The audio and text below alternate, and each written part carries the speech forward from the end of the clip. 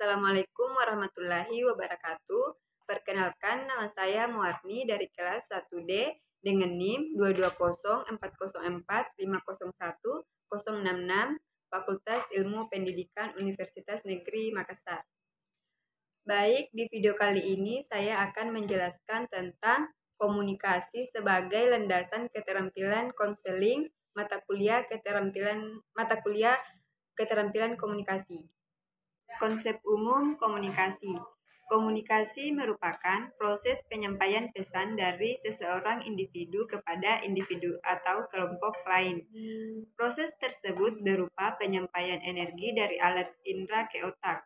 Proses tersebut melibatkan beberapa peristiwa, yaitu peristiwa penerimaan dan pengolahan informasi, saling pengaruh di antara berbagai sistem dalam diri organisme dan di antara organisme. Pengertian keterampilan konseling. Keterampilan konseling adalah bentuk skill yang dimiliki konselor atau guru dalam menerapkan praktek-praktek konseling. Keterampilan dasar yang dimaksud adalah keterampilan konseling sebagai salah satu kompetensi dasar guru bimbingan dan konseling. Komunikasi sebagai landasan keterampilan konseling.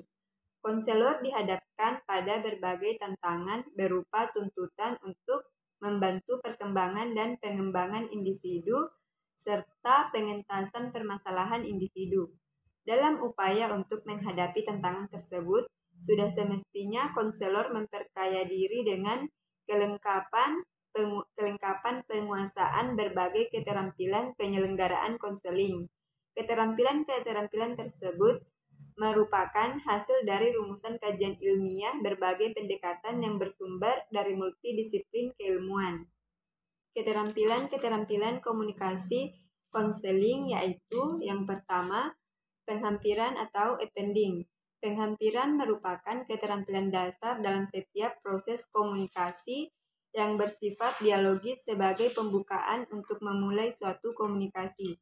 Yang kedua, empati, yaitu kemampuan konselor untuk merasakan apa yang dirasakan klien.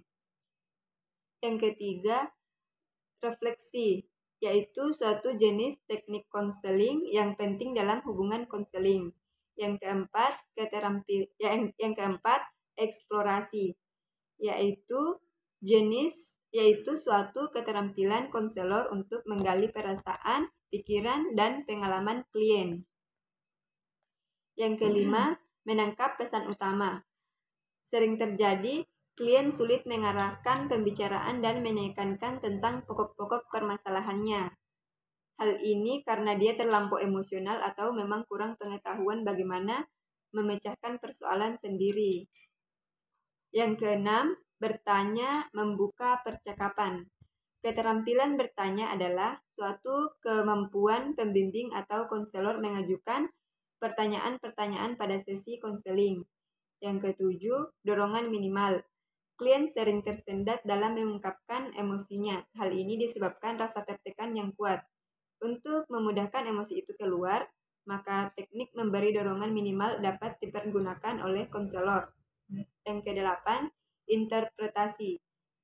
Keterampilan interpretasi merupakan upaya konselor mengulas pikiran, perasaan, dan pengalaman klien dengan merujuk kepada teori-teori. Yang kesembilan, mengarahkan.